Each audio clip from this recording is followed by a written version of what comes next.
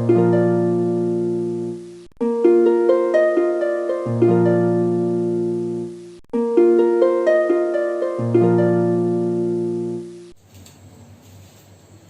बच्चों, zenith mathematics classes Hemla road Begusarai के इस वीडियो में आपका स्वागत है। बच्चों, आज हम बात करेंगे डिफिनिट इंटीग्रल्स की। इंटीग्रल कैलकुलस जब हम स्टार्ट किए थे तो बेसिक क्लास में हम आपको बताए थे इंटीग्रल कैलकुलस को दो पार्ट में बांटे थे। पहला था इनडिफिनिट और दूसरा डिफिनिट। तो यहाँ पे डिफिनिट इंटीग्रल्स आज हम पढ़ेंगे। डिफिनिट इंटीग्रल्स, तो डिफिनिट इंटीग्रल्स पढ़ने से पहले हमने जो आपको इनडिफिनिट इंटीग्रल्स बताया था वो हम आपको बताए थे कि इंटीग्रेशन क्या है। तो इनवर्स प्रोसेस ऑफ डिफरेंशिएशन है। मींस अगर कोई फंक्शन f(x) का, किसी फंक्शन f(x) का अगर डेरिवेटिव सपोज कीजिए कि हम रख लेते हैं कैपिटल f(x), ठीक है। तो यहाँ पर इस फंक्शन का जो है डेरिवेटिव अगर स्मॉल f(x) दिया हुआ है, मींस इसका जो है इंटीग्रल जो है वो आपको मिल जाता था capital f(x) plus c। Means हम चाहें तो यहाँ पे c भी रख सकते थे, या फिर आप यूं समझ लीजिए कि ये c जो है वो क्या है, कांस्टेंट ऑफ इंटीग्रेशन है। ये आपको बताए हुए हैं, आप लोग जानते हैं। इसके बाद हमने मेथड्स ऑफ इंटीग्रेशन के बारे में पढ़ा था। Mainly 3 methods.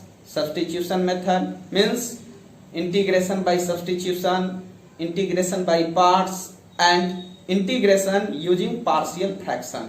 ये 3 मेथड्स मेनली हम पढ़े थे। उसमें अलग अलग फॉर्म पढ़े थे।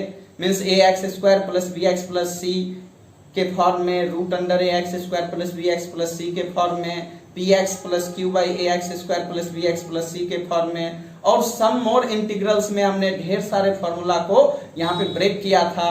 पार्शियल फ्रैक्शन में भी हमने देखा था कि कैसे हम किसी दो फंक्शन को जो p बाई q के फॉर्म में रहता है, मीन्स कोई फ्रैक्शन के रूप में रहता है, तो उसको हम कैसे ब्रेक करते हैं। ये सब चीज आप सीख चुके हैं। यहाँ पे डिफिनिट इंटीग्रल्स की अगर हम बात करेंगे तो डिफिनिट इंटीग्रल्स को भी हम यहाँ पे दो तरह से सॉल्व करेंगे। पहला जो मेथड होगा वो हो जाएगा fundamental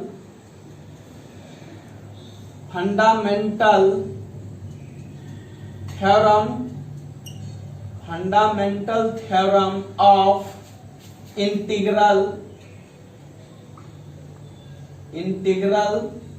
calculus. Fundamental theorem of integral calculus. और दूसरा हम पढ़ेंगे definite integrals as the limit of a sum, ठीक है। तो आज के क्लास में हम fundamental theorem of integral calculus पे चर्चा करेंगे। है क्या, तो मान लेते हैं let f(x) be a primitive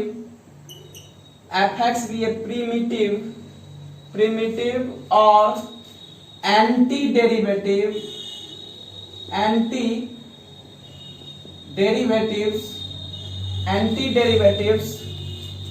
f(x) be a primitive or anti-derivatives of a continuous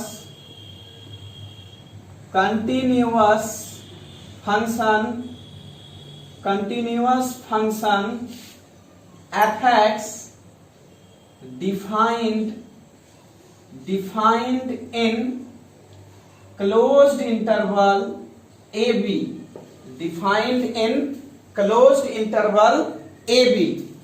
that is d over dx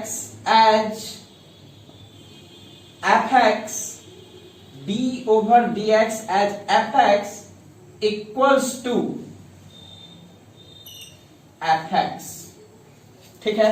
यहां पर जो है इस फंक्शन का जो डेरिवेटिव है वो f(x) है, और हमने यहां पे मान चुका था, पहले ही लिख चुके हैं कि ये जो कैपिटल f(x) है वो एंटी डेरिवेटिव है इस फंक्शन f(x) का। इसलिए इस फंक्शन का डेरिवेटिव ये है तो इसका एंटी डेरिवेटिव ये हुआ। बिल्कुल क्लियर है, ठीक है बच्चों। आगे लिखेंगे इसके बाद then the definite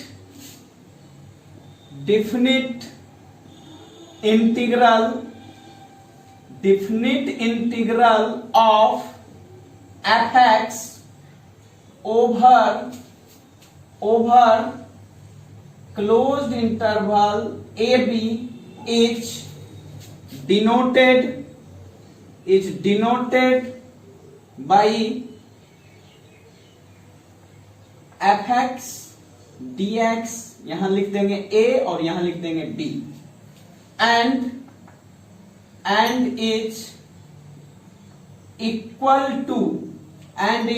equal to fb minus fa, ठीक है। दैट इज, यहां हम इसको पढ़ेंगे जिस तरह से इनडिफिनिट इंटीग्रल में हम पढ़ते थे इंटीग्रल ऑफ fx, यहां पे पढ़ेंगे definite integral of fx from a to b, ठीक है बच्चों। इसको हम पढ़ेंगे क्या, definite integral of fx from a to b equals to, यहां से हम लिखेंगे fb माइनस fa, ठीक है। मीन्स यहां पर जो है बच्चों, ये जो a है इसको हम कहते हैं लोअर लिमिट और b जो है इसको हम कहते हैं अपर लिमिट। मीन्स क्या हो गया, तो ये आपका इस फंक्शन का जो है, इस फंक्शन का प्रीमिटिव और एंटी डेरिवेटिव कैपिटल fx था। मीन्स इसको जब हम रीसॉल्व करेंगे, आगे अगर हम बढ़ा के लिखते हैं इसी बात को, तो यहां से देखिए a to b fx dx equals to, यहां क्या हो जाएगा, कैपिटल fx इसका आंसर आएगा और यहां पे हम डाल देंगे a और क्या हो जाएगा b। यानी कि जब आप इसी को upper limit minus lower limit लिखेंगे तो आपको fb माइनस क्या मिलेगा, fa मिलेगा। तो यहां पर कैपिटल fx इसका एंटी डेरिवेटिव है, इसलिए fx a टू b ऐसा हम लगा दिए। अब जो है ये चीज जो हमने लिखा था, यहां पर देखिए अगर हम b डाल देंगे तो fb मिलेगा, a रखेंगे तो fa मिलेगा। मीन्स क्या होता है, इसको आप लिख सकते हैं अपर लिमिट, या हम ऊपर में लिख देंगे। सबसे पहले आप इसको नोट कर सकते हैं, pause the video and note it down. आगे लिखेंगे implies that definite integral of fx from a to b equals to, यहां से आपको क्या हो जाएगा, ये जो हम लिखे थे fb माइनस fa, इसको आप बदल सकते हैं, लिखेंगे value of fx at b, value of fx at b minus, इसको लिख सकते हैं value of fx at a, means x equals to a, at x equals to a भी आप यहां कर सकते हैं, और यहां पर x इक्वल्स टू a और x इक्वल्स टू b ऐसा आप रख सकते हैं, ठीक है बच्चों। इंप्लाइज दैट, यहां से अब इसी चीज को a to b fx dx, ये जो आपका दिया हुआ है इसी को आप समझ लीजिए, ये जो है आपका अपर लिमिट का हो जाएगा, value of upper limit, short में हम इसको लिख देते हैं ताकि आप ध्यान में रखेंगे। वैल्यू ऑफ ये क्या मिलेगा, upper limit minus lower limit. यहां पर जो है a आपका लोअर लिमिट हो जाता है और b आपका क्या होता है, अपर लिमिट होता है, ठीक है बच्चों। Pause the video and note it down. अब देखेंगे बच्चों थोड़ा सा नोट में हम क्या देखेंगे, आपको पता है इनडिफिनिट इंटीग्रल्स जब हम आपको बताए थे इनडिफिनिट इंटीग्रल्स, तो आप यहां पे लिख रहे थे fx plus constant of integration c भी आप लिख रहे थे। तो कहने का मतलब क्या हुआ, ये आपको पता है, इफ हम ऐसा जोड़ देंगे, इफ इतना बराबर fx plus C, then definite integral of fx from a to b equals to क्या हो जाएगा, fx प्लस सी, यहां पे आप लिख सकते हैं a टू b। तो ये आपका जो है upper limit minus lower limit होता है, मींस ये हो जाएगा fb प्लस सी माइनस fa प्लस सी। तो यहां से कैलकुलेट हो जाएगा fb प्लस सी माइनस fa माइनस सी, यहां से c और c कैंसिल हो जाएगा, तो मिलेगा आपको fb माइनस fa। तो आप क्या देख रहे हैं कि सेम टू सेम वैल्यू मिल रहा है, जैसा कि हमने पहले लिखा था विदाउट सी ऐड किए हुए। तो यहां पर जो है, जैसे आपने इंडेफिनिट इंटीग्रल में constant of integration C add करते थे, यहां पे विदाउट कांस्टेंट ऑफ इंटीग्रेशन लगाए हुए आप सीधे कोई भी फंक्शन हो उसको आप इंटीग्रेट करके लिख दीजिए, सी लिखने की कोई आवश्यकता नहीं है। और यहाँ पे upper limit minus lower limit करेंगे तो कोई फर्क नहीं पड़ेगा, आपका वैल्यू सेम आएगा। ठीक है बच्चों, तो यहाँ पे कांस्टेंट ऑफ इंटीग्रेशन नहीं रखना है, इसलिए आपको पता है इनडेफिनिट इंटीग्रल था, क्योंकि इसका वैल्यू मुझे पता नहीं रहता है कि क्या होगा एग्जैक्ट, इसलिए यहां पे अनफिक्स्ड वैल्यू आता है, इसलिए हम कांस्टेंट ऑफ इंटीग्रेशन सी लगाते हैं। डेफिनिट इंटीग्रल्स में क्या है, तो यहां पे एक फिक्स वैल्यू मिलता है, फिक्स वैल्यू ही मिलेगा कि कोई भी फंक्शन हो, किसी भी फंक्शन को अगर हम इंटीग्रेट करके upper limit minus lower limit लगाएंगे तो एक फिक्स वैल्यू मिलेगा, ऐसा नहीं होगा कि ढेर सारा अलग अलग वैल्यू आएगा। ठीक है बच्चों, तो इसलिए यहां पर जो है आप कांस्टेंट ऑफ इंटीग्रेशन का यूज नहीं भी करेंगे तो चलेगा, या यूज समझ लीजिए करना ही नहीं है, ओनली हम फंक्शन को इंटीग्रेट करके जो वैल्यू आएगा वहां पे upper limit minus lower limit substitute कर देंगे। ठीक है बच्चों, pause the video and note it down. देखेंगे यहां पे हम एक दो एग्जांपल देख लेते हैं ताकि आपका कंसेप्ट और क्लियर हो जाए।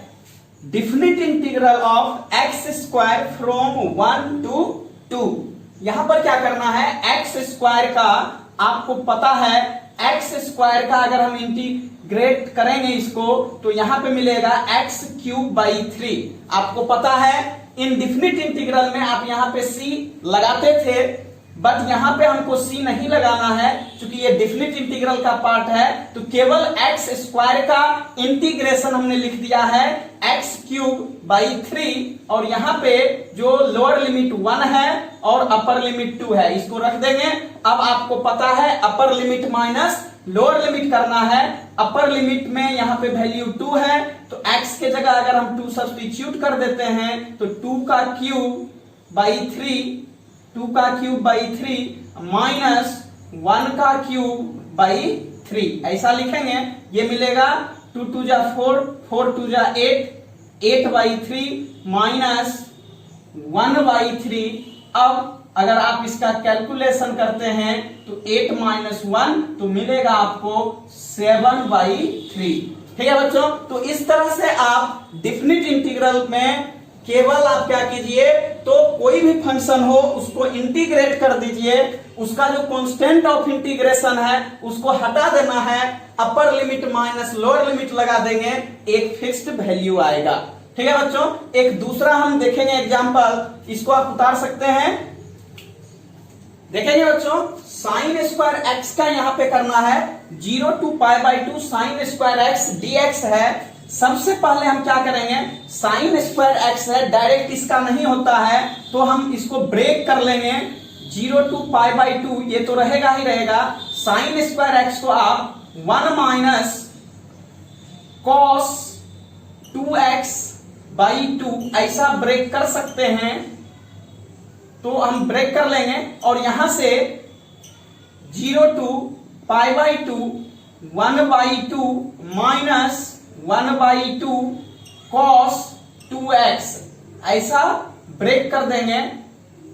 तो अब आपको पता है 0 to π/2, यहां पे कांस्टेंट फंक्शन 1/2, अलग हो जाएगा 1/2 dx minus 1/2 0 to π/2 cos 2x dx।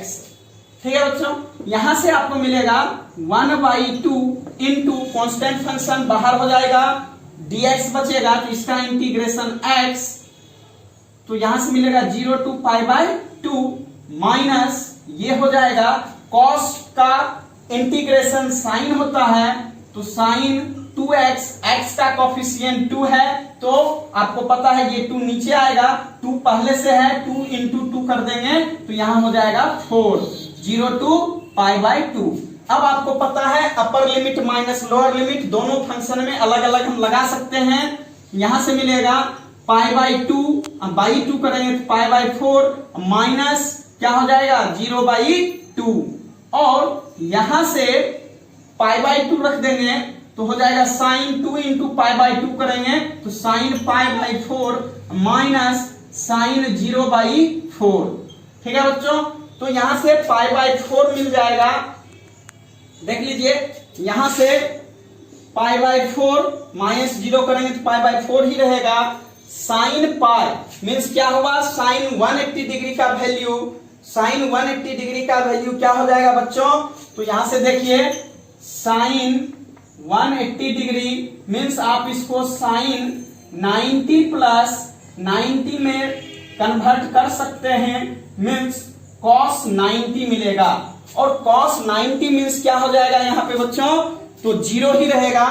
ठीक है, तो ये आपको 0 और फिर वहां से 0 ऐसा कुछ मिलेगा, मीन्स π/4 माइनस 0 तो वैल्यू आपको मिल जाएगा π/4।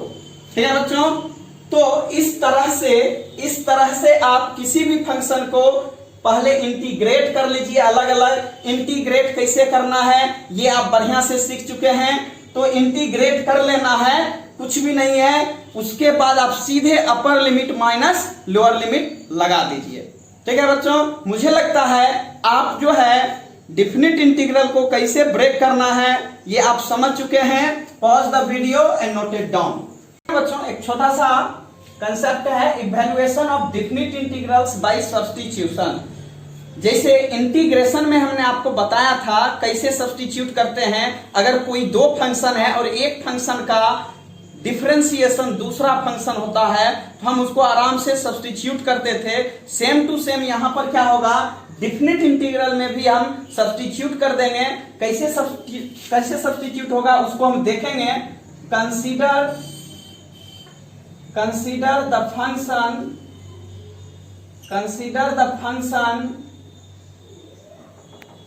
consider the इंटीग्रल, यहां पे बच्चों हम इंटीग्रल कर देंगे a to b f gx into g dash x dx। यहां पर आप देख रहे हैं gx जो है इसका differentiation g dash x given है, तो यहां पे हम क्या करते हैं, लेट gx इक्वल्स टू हम यहां सब्स्टिट्यूट कर देते हैं t, therefore dt equals to आपको मिल जाएगा g dash x into dx। ठीक है, अब जो है ये पूरा का पूरा फंक्शन ब्रेक हो जाएगा t के टर्म में ft dt। ठीक है, आप समझ रहे हैं, gx को अगर हम t सब्स्टिट्यूट करते हैं तो f gx के जगह t और g dash x dx के जगह पे dt, तो ये मिलेगा आपको ft dt।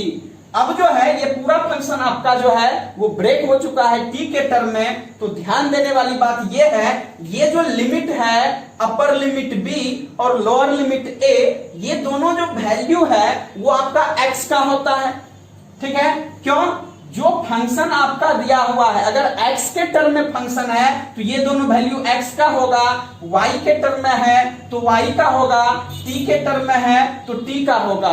ठीक है, बट यहां पर जो है हमने इस पूरे फंक्शन को t के टर्म में कन्वर्ट किया है, तो t के टर्म में कन्वर्ट करने का मतलब ये हुआ कि ये जो वैल्यू a और b है ये भी बदल जाएगा। कैसे, तो लिखेंगे when x equals to a then t equals to हो जाएगा ga। ठीक है, t इक्वल्स टू हमने माना है gx, तो यहाँ पे t बराबर हो जाएगा ga, and when x equals to b then t equals to हो जाएगा gb। लिखेंगे therefore I इक्वल्स टू हो जाएगा यहां से ft dt, ये हो जाएगा अपर लिमिट gb और लोअर लिमिट ga।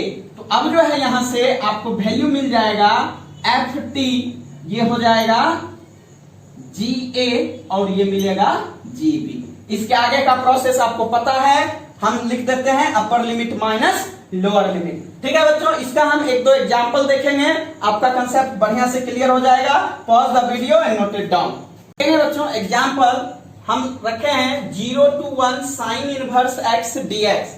आपको पता है अगर आप इसको आइलेट पे बेस करेंगे, कुछ भी नहीं है तो 1 इंटू साइन इनवर्स x हो जाएगा। मीन्स आपका जो है पहले इनवर्स फिर अलजेब्रिक फंक्शन पर ब्रेक होगा। तो यहां पर जो है हम सब्स्टिट्यूट कर सकते हैं, put t equals to sine inverse x, therefore यहां से x इक्वल्स टू मिलेगा साइन t। ठीक है, लिखेंगे देयरफॉर dt, यहां से dt ओवर dx का वैल्यू हम सब्स्टिट्यूट नहीं भी करेंगे तो चलेगा, सीधे लिखेंगे when, अब हम अपर लिमिट और लोअर लिमिट को चेंज कर लेंगे, when t equals to 0, sorry when x equals to 0, t equals to sine inverse 0 का वैल्यू 0 ही रहेगा, and when x equals to 1, t equals to यहां से मिल जाएगा आपको पाई बाय 2। अगर आप इसको इंटीग्रेट नहीं करेंगे तो फिर ये dx नहीं हटेगा, इसलिए हमको इंटीग्रेट करना पड़ेगा बच्चों। तो यहां से इस फंक्शन को हम इंटीग्रेट कर लेते हैं, यहां से आपको मिल जाएगा dx by dt equals to, ये हो जाएगा, हम इसको t के रिस्पेक्ट में डिफरेंशिएट कर रहे हैं, तो dx by dt equals to यहां से मिलेगा cos t, implies that dx equals to मिल जाएगा cos t dt। ठीक है बच्चों, लिखेंगे बच्चों यहां से therefore integral of 0 to 1 sine inverse x dx equals to, 0 के जगह 0 रहेगा ही रहेगा, 1 के जगह हमने बदल दिया है पाई बाई 2। आपको पता है साइन इनवर्स x के जगह हम t रखेंगे और dx के जगह हम क्या रखेंगे, cos t dt। ठीक है बच्चों, अब यहां से u इंटू v पे ब्रेक होगा, और आपको पता है इंटीग्रेशन बाई पार्ट्स आइलेट पे जाएगा, तो पहले आपका अलजेब्रिक है, बाद में ट्रिगोनोमेट्रिक है। तो अब जो है ये हो जाएगा पूरा का पूरा आइलेट पे अगर आप ब्रेक करते हैं तो t बाहर हो जाएगा, यहां से cos t dt, यानी फर्स्ट फंक्शन ब्रेक बाहर होता है, सेकेंड का integration minus dc of first, means t का हो जाएगा डिफरेंशिएशन और cos t का इंटीग्रेशन हो जाएगा, और इस पूरे में आपका लिमिट हो जाएगा 0 to पाई बाय 2। अब यहां से अगर आप इसको ब्रेक करते हैं, ये होगा t into sine t minus, अब जो है इसका तो वैल्यू 1 और इसका मिलेगा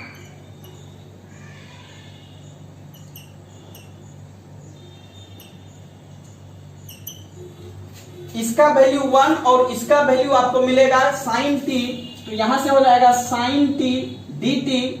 तो अब जो है ये हो जाएगा 0 to पाई बाई 2, यहां से t into sine t minus, और आपको पता है साइन t का होता है cos t, तो यहां से मिलेगा cos t, ये हो गया 0 to पाई बाई 2। अब upper limit minus lower limit करेंगे तो pi by 2 into sine pi by 2, upper limit minus lower limit अगर हम डालते हैं तो हो जाएगा 0 इंटू साइन 0, ये हो गया इस फंक्शन के लिए, प्लस इसके लिए cos पाई बाई 2 माइनस हो जाएगा cos 0, यहां से साइन पाई बाई 2 का वैल्यू 1 मिलता है, तो ये पाई बाई 2 माइनस 0 हो जाएगा, प्लस कॉस π/2 का वैल्यू यहां से आपको पता है ये 0 होगा और कॉस 0 का वैल्यू 1 हो जाएगा, तो ये मिलेगा π/2 -1। तो यही आपका आंसर होगा बच्चों। मुझे लगता है आप समझ चुके होंगे। आज के इस वीडियो में हम यहीं तक रखेंगे। अगले हम वीडियो में आपको एनसीईआरटी एक्सरसाइज 7.9 पे क्वेश्चन डील करेंगे। अगर मेरा ये वीडियो पसंद आया हो तो लाइक सब्सक्राइब करने के साथ साथ शेयर भी करें। बहुत बहुत धन्यवाद।